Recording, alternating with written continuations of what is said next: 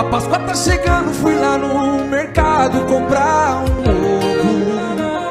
Mas quando eu vi o preço ali eu dei um grito, cê tá louco. Pelo preço do lazarento deve ter um iPhone dentro. Não é possível, o que tá acontecendo? Vou fazer um brigadeiro aqui na panela mesmo. Ah, esse ano não vai ter ovo, vou me contentar só com um bombonzinho. Se eu guardar esse dinheiro com mais 10 reais, viajo pra Paris.